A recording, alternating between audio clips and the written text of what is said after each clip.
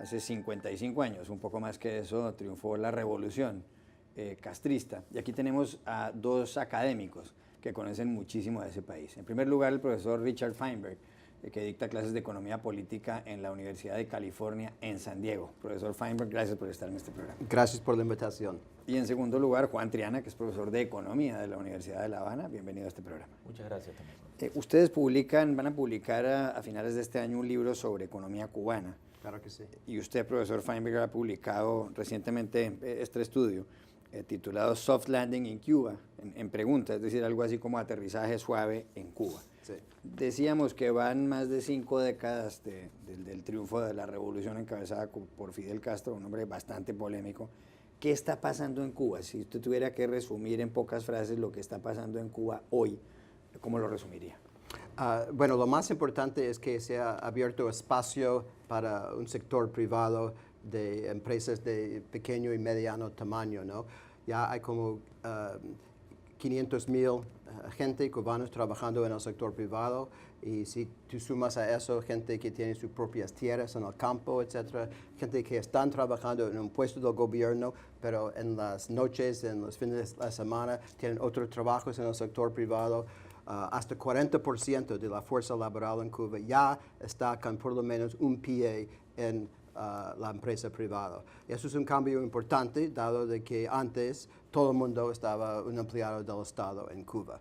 Eso es un paso importante hacia una economía más mixta, con todavía sector estatal fuerte, pero con empresa privada también bastante emergente.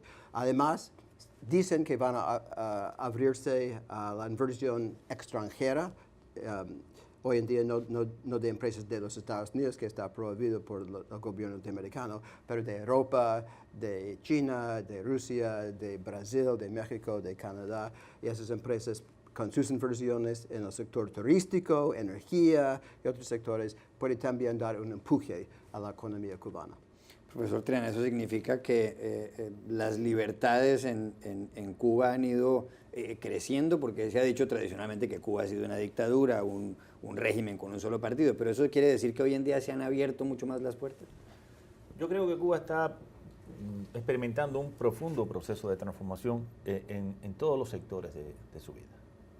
Desde la economía hasta la política, la sociedad, la manera de ser de los ciudadanos, de vivir de los ciudadanos, las oportunidades que son muchísimo mayores. Yo creo que sí, hay mayores espacios de oportunidades para todos en Cuba en estos momentos. No concuerdo con esa idea mecánica que afirma sistemáticamente que las libertades en Cuba han estado perdidas. Yo creo que no es así. Yo creo que el pueblo cubano ha disfrutado durante estos 50 años también de las más importantes de todas las libertades, que es el derecho a vivir y la posibilidad de hacerlo de manera digna. Otras cosas yo creo que están cambiando en Cuba y permiten una modernización del país, del Estado, del gobierno y de los gobiernos locales y también de la vida de los ciudadanos. Es una Cuba nueva, conservando yo creo la esencia fundamental de lo que ha sido la revolución.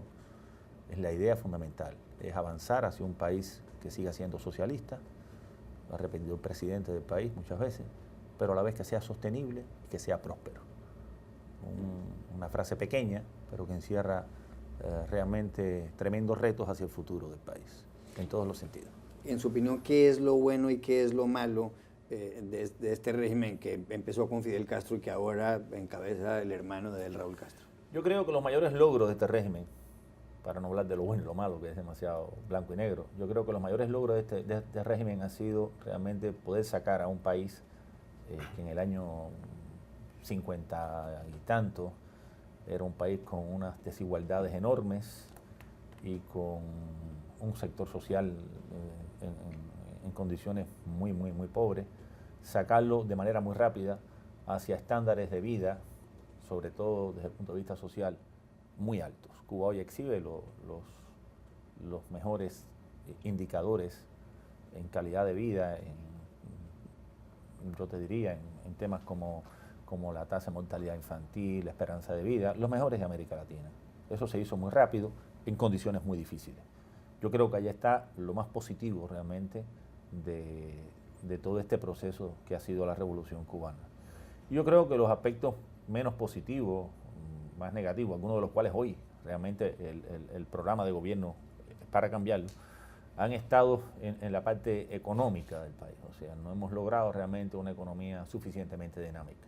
Hoy el programa de gobierno se enfoca mucho exactamente hacia ese problema, exactamente, y hace generar más participación de todo el mundo, desde los individuos, las familias y las empresas. Ahí yo creo que realmente hay que mejorar todavía mucho. ¿Es Cuba una dictadura, como dicen algunos? Mira, no hay duda que hay un partido, el Partido Comunista, no se admiten otros partidos, no hay elecciones que nosotros podemos llamar elecciones en el sentido de que hay varios candidatos, diferentes partidos, etcétera. Claro que no hay en ese sentido. Pero por otro lado hay que reconocer de que hay un ambiente más abierto hoy en día que hace, digamos, 10 años. Que tú puedes entrar en la casa de un cubano y hablar y criticar lo que está pasando en la economía. Pero lo que no puedes hacer es criticar directamente a Raúl Castro y mucho menos tratar de organizar una oposición al gobierno. Eso no está permitido.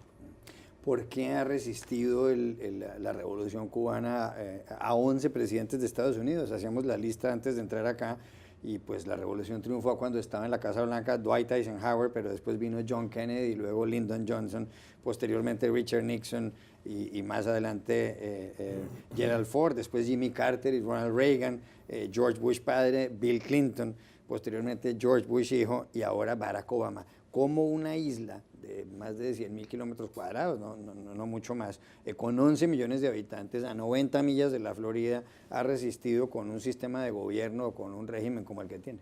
Mira, es un milagro, ¿no? Es cierto. Primero, no hay duda que Fidel Castro ha sido uno de los líderes más carismáticos y inteligentes del siglo XX en todo el mundo, ¿no? Entonces, mucho tiene que ver con su personalidad. Además, es una isla que lo hizo más fácil controlarlo. Tenía el apoyo de la Unión Soviética, que fue súper importante en una época. Ahora tiene el apoyo de Venezuela, que también lo ha ayudado. Y yo diría además que la política norteamericana, irónicamente, lo ha ayudado. ¿Por qué? Porque como hemos tomado una línea tan duro, cualquier cosa mala que pase en Cuba, Fidel Castro ha podido decir, no es que la economía anda mal, no es mi culpa, culpa de los gringos, del embargo y todo eso.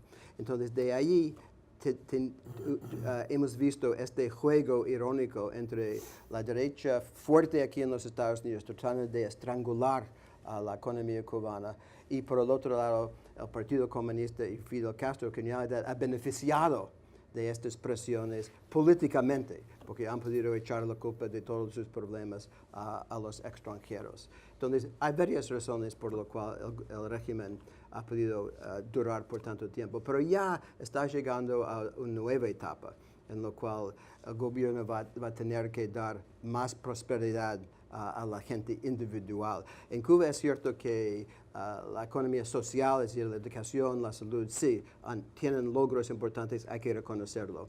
Pero si tú entras en una casa de cualquier cubano, no vas a ver lo que uno espera ver en casi cualquier país a su nivel de desarrollo, es decir, los bienes de consumo personal.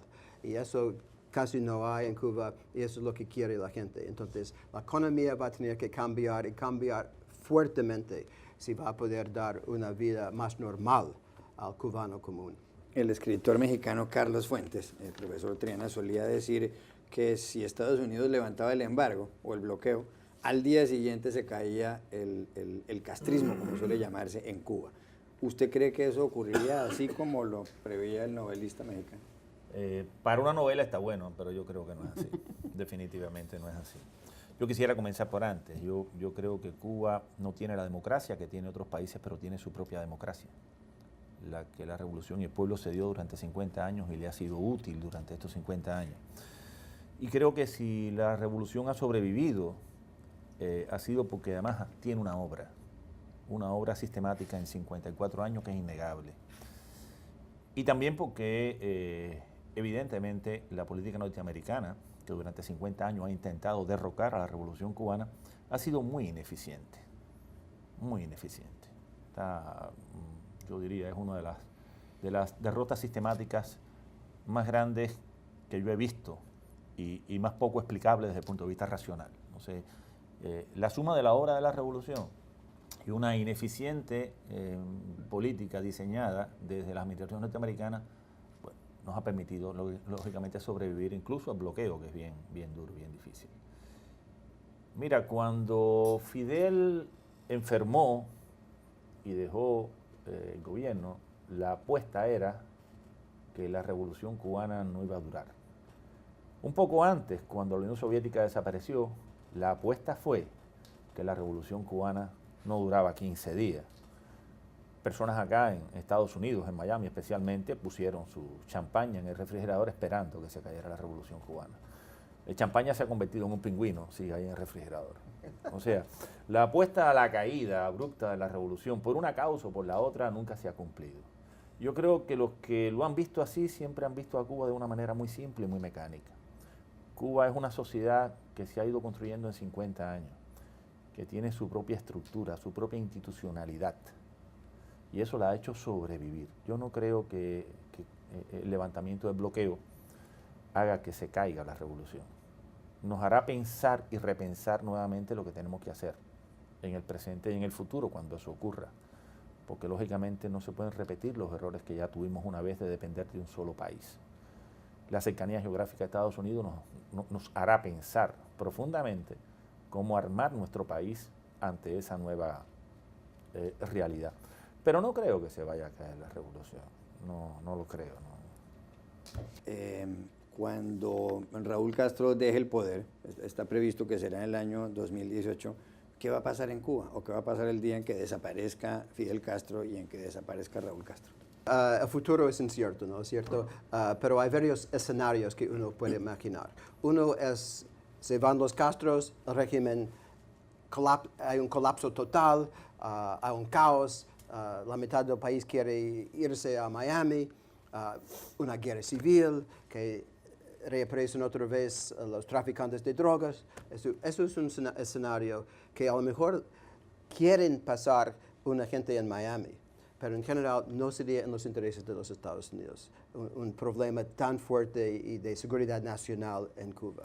Entonces, lo que sí tenemos que trabajar para que pase es que hay una transición más gradual a una economía más abierta y poco a poco abriendo también a otras opciones por el lado de que la gente puede escoger lo que quieren ahí. Entonces, lo que los Estados Unidos tienen que hacer es que los reformistas aquí tienen que trabajar y tratar de apoyar los reformistas en la isla, que también quiere una vía pacífica hacia una Cuba más moderna.